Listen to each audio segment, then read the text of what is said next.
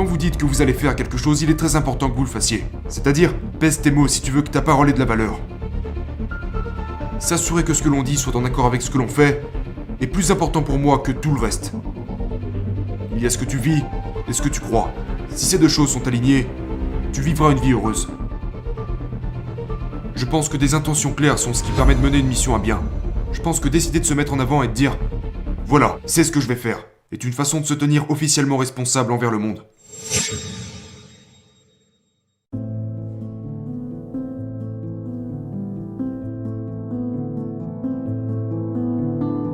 Pour moi, la chose à faire pour quelqu'un qui serait déterminé à changer et obtenir plus de clarté serait en fait de se poser des questions.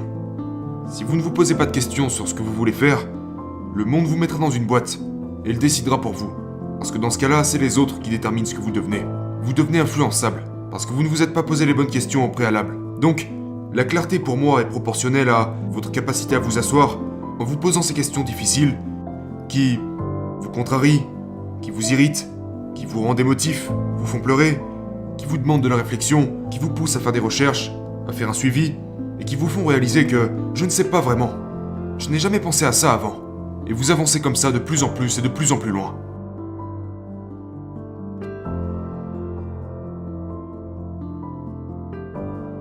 C'est vraiment évident que le changement requiert un tas de questions inconfortables auxquelles nous devons nous efforcer de répondre, et très peu de gens font ça. Donc, l'identité, c'est vous poser des questions jusqu'à ce que finalement vous arrivez au point où vous arrivez à la partie la plus profonde de qui est-ce que je veux être, quelle vie est-ce que je veux vivre, et pourquoi je veux tout ça, pourquoi c'est important pour moi, pourquoi serais-je prêt à consacrer toutes ces heures, pourquoi voudrais-je faire ça et pas autre chose. C'est la transition quand nous passons à travers ça. Et puis, il y a la pression associée au fait de déclarer ses intentions envers le monde, en disant à tout le monde « Voilà ce que je vais faire », parce que la plupart du temps nous gardons tout ça en secret. Il y a un débat en fait. Certains disent que vous ne devriez jamais déclarer vos intentions au monde parce que cette pression pourrait créer en vous suffisamment d'anxiété pour vous faire abandonner. Pour moi, je pense que des intentions claires sont ce qui permet de mener une mission à bien. Je pense que décider de se mettre en avant et de dire « Voilà, c'est ce que je vais faire » est une façon de se tenir officiellement responsable envers le monde. Et cette pression pourrait être une bonne pression à intégrer dans votre vie. Tu sais, on entend ces mots partout, la pression des pairs. Mais nous attribuons toujours une mauvaise connotation à la pression des pairs. C'est comme si on disait « Hey, ne prends pas de drogue à cause de la pression des pairs. Tu sais, non à la drogue, pression des pairs. Aller à l'école, pression des pairs, pression des pairs. » Mais je veux dire, tout dépend de qui sont ces pairs et de la pression qu'ils vous mettent. Parce que si vous avez les bonnes personnes qui vous donnent le bon type de pression, vous pourriez faire de grandes choses dans votre vie. Donc, je pense que ce type de pression supplémentaire que vous décidez de vous imposer, avec les bonnes personnes, dans le bon environnement, des gens qui, vous savez, s'assurent que vous faites ce que vous faites et que vous allez bien là où vous avez dit que vous allez, pourrait bien être cette étincelle que certaines personnes cherchent pour changer de vie. Et pour la plupart des gens, cette méthode peut radicalement changer leur identité du jour au lendemain, au point où personne ne les reconnaîtrait.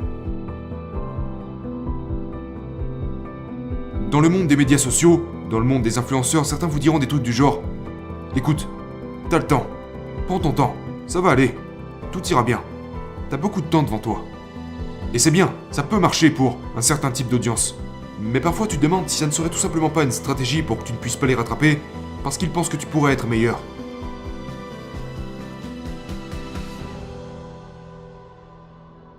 Pour moi, une des choses qui m'a le plus motivé, c'est de me visualiser aux funérailles de mon père. Ça peut paraître fou pour certaines personnes, mais j'ai visualisé...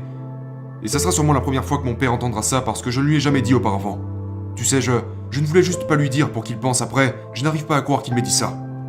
J'ai visualisé les funérailles de mon père 50 000 fois. Et quand je les visualisais, j'étais comme, ok. Quand tu parleras, qu'est-ce que tu diras? Tu sais, quand ça sera à toi de parler, qu'est-ce que tu vas dire? Seras-tu d'accord avec ça? Seras-tu devenu et auras-tu fait les choses que tu avais l'intention de faire jusque-là? Donc quand je les visualisais, j'étais comme « Oh mon Dieu, je n'ai pas envie que ça se passe comme ça. Voilà comment ça va se passer. Voilà ce que tu vas faire. Et quand ce jour viendra, je n'aurai pas de regrets, car j'aurai fait tout ce qu'il fallait tant qu'il en était encore temps. » Le fait de me visualiser là-bas a créé en moi un tel sentiment d'urgence qui ne m'a jamais permis de m'arrêter. Trop souvent, ce cadeau que nous avons, ce cadeau de l'imagination et de la visualisation est mal utilisé. La plupart du temps, nous le gâchons. Et nous vivons dans ce monde imaginaire en nous disant « Oh mon Dieu, et si j'avais une grande maison ? Et si mon... Vous savez, si mon code postal se situe à Beverly Hills ? Et si je pouvais avoir cette grande maison ? Et si je pouvais organiser des grandes fêtes ? Et si je sortais avec des super nanas ? Et si j'avais ça, et si j'avais ça ? C'est bien, mais ce n'est pas assez profond. Vous devez y penser très profondément. Être très clair avec vos objectifs et très clair sur ce qui se passerait si vous ne le faites pas.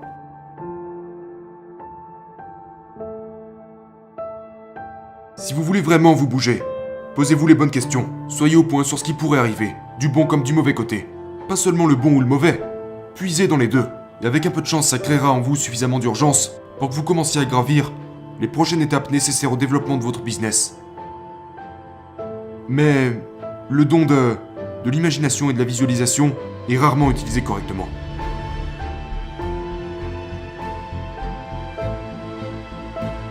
Tout le monde vous imposera indirectement son propre système de croyance. Et ça sera toujours le cas. Tu sais, quand les gens disent « Oh mon Dieu, j'ai tellement hâte d'y arriver pour enfin fermer la bouche à tous mes haters », mais la réalité c'est que ça n'arrivera jamais, ok ? Ça n'arrivera jamais. Parce que plus vous passerez des paliers, plus il y en aura, d'accord ? Ils seront toujours là. Et le truc avec les haters c'est que, comme je le dis souvent, mes meilleurs conseillers sont mes pires haters. Parce que cela n'a presque aucun sens d'être un haters. Permettez-moi de vous expliquer pourquoi. Les haters mettent en évidence vos faiblesses.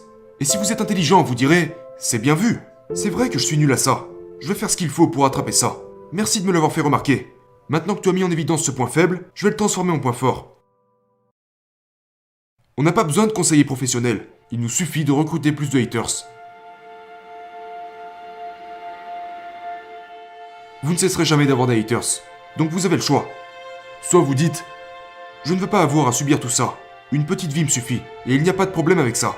Tant que vous êtes satisfait, aligné avec vos valeurs et vos principes. » Mais si vous ne pouvez pas vous contenter d'une petite vie, vous devez comprendre qu'il va falloir insister. Et trouver des moyens pour passer au travers de ce que les gens peuvent dire de vous. Vous devez en fait minimiser une grande partie de ce bruit. Et la plupart du bruit qui vous dérangera le plus viendra des personnes les plus proches de vous, qui se soucient de ce qu'un étranger pense de lui. Par contre, vous vous souciez de ce que votre famille pense de vous. Mais cela peut être contrôlé si vous le faites correctement. Vous devez tout remettre en question. Pas uniquement ce que votre famille vous a inculqué. Vous devez tout remettre en question.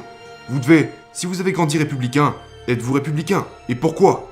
Si vous avez grandi dans une famille où tout le monde était militaire, vous savez, général d'armée ou peu importe, et que de ce fait vous êtes républicain, pourquoi l'êtes-vous? Si tu es démocrate, pourquoi es-tu démocrate? Parce que quoi? Parce que tu es hispanique? Parce que tu es noir? Parce que tu es du Moyen-Orient? Tu es républicain parce que tu es chrétien? Pourquoi t'es chrétien? Parce que tu es chrétien ou parce que tes parents étaient chrétiens? Tu es athée parce que tu es athée ou parce que tes parents l'étaient? Quel est ton système de croyance? Qu'est-ce que tu fais? Quel état d'esprit vous soutenez? Vous préférez l'état d'esprit des riches ou... Vous savez, ma mère n'aimait pas les riches. Donc en grandissant, je pensais que les riches étaient des gens horribles. Des gens cupides. Tout ce qui leur importe est de gagner plus d'argent. Je ne supporte pas les riches. Ils sont égoïstes. Ils font travailler les gens pendant qu'ils vivent dans ces grandes maisons. Ils ne font rien. Ils font la fête, ils vont dans des restaurants de luxe, achètent du vin à 1000 $ la bouteille et moi je ne suis pas foutu de m'acheter une bière à 2 $. J'emmerde les riches. Pour moi, c'était ça. Il ne me serait jamais venu à l'idée que les riches étaient des gens bien. Et puis, j'ai commencé à tout remettre en question. Absolument tout. Et quand j'ai commencé à le faire, mes philosophies de vie sont devenues claires. Souvent, nous ne prenons pas le temps pour nous demander quelles sont les valeurs et les principes sur lesquels je souhaite bâtir ma vie. Qui sont-ils? Sont-ils si cupides que ça? Quelles valeurs êtes-vous prêt à défendre? Vous savez, quel est votre système de croyance?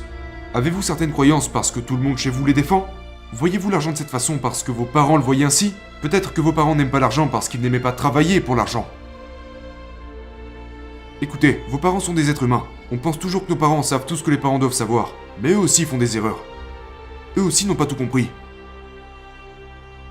Je pense que la solution qui fait que vous deviendrez libre est le fait de remettre absolument tout en question. Même les choses qui vous paraissent si fondamentales que vous serez un peu comme « Tu veux vraiment que je remette ça en question ?» Oui. Et voici pourquoi. Parce que voilà ce qui se passe. L'idée n'est pas de tout remettre en question et de changer. Genre, l'idée n'est pas de se dire « Je vais tout remettre en cause et tout modifier ». Non. Si vous remettez en question vos arguments, vos systèmes de croyances, vos valeurs et vos principes, il se peut que vous les rendiez encore plus forts qu'ils ne l'étaient initialement. Et si vous rendez vos principes encore plus profonds qu'ils ne l'étaient, ils deviendront des convictions. Amenez-moi n'importe quel dirigeant d'armée, amenez-moi n'importe quel président, amenez-moi n'importe qui ayant le désir d'avoir un impact sur le monde, leurs convictions sont bien plus profondes que celles de la plupart des gens. Quelles sont les croyances fondamentales que vous seriez prêt à défendre? Vous savez, n'ayez pas peur de la vérité. Une fois que vous êtes au point sur ce que vous représentez, n'ayez pas peur de la vérité. Pour moi, c'est tenir parole. Quand vous dites que vous allez faire quelque chose, il est très important que vous le fassiez. C'est-à-dire, pèse tes mots si tu veux que ta parole ait de la valeur. Si je te dis que je vais faire quelque chose, je veux dire pour moi c'est la fin du monde si je ne le fais pas. Je ferai tout mon possible pour m'assurer que ma parole garde cette valeur parce que c'est encore plus important pour moi que ça le serait pour toi. Il est plus important pour moi que je puisse faire confiance aux mots qui sortent de ma bouche que ça le serait pour n'importe qui d'autre. Je dirais que s'assurer que ce que l'on dit soit en accord avec ce que l'on fait est plus important pour moi que tout le reste. L'alignement est tellement important pour moi. Il y a ce que tu vis et ce que tu crois. Si ces deux choses sont alignées, tu vivras une vie heureuse. L'alignement est selon moi ce qui se trouve au sommet.